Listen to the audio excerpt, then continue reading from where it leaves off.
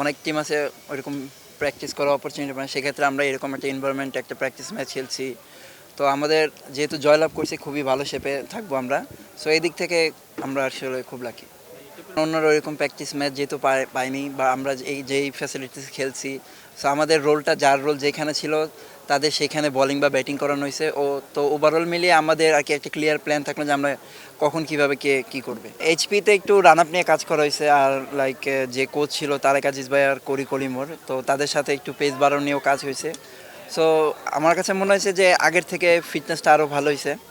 So আমার যেই কাজটা ছিল ওনারা খুবই আমাকে হেল্প করছে। তো এই কারণেই আমার কাছে মনে হয় একটু চেঞ্জ আসছে। চাপ মনে হচ্ছে না, এটাকে এনজয়ভাবে নিচ্ছি, কারণ টিম ম্যানেজমেন্ট যখন আমাকে নিছে, আমার প্রতি তারা একটা আশা রেখে নিছে। সো এটা যদি আমি ভালোভাবে ডেলিভার করতে পারি, সো এটা আমার জন্য ভালো, টিমের জন্য ভালো। সো এটা আমি এনজয় হিসেবে নিচ্ছি। প্রতিটা টুর্নামেন্টে আসলে ইম্পর্টেন্ট। সো ওইরকম চাপ না, ভালো করতে হবে এরকম না, যদি অপরচুনিটি ইনশাল্লাহ আসে আমি এটাকে গ্র্যাব করার চেষ্টা করব। যেহেতু ভালো শেপে আছে, একটা টুর্নামেন্ট ভালো গেছে, সো চেষ্টা করবো ওইটারই ধারাবাহিকতা রাখতে।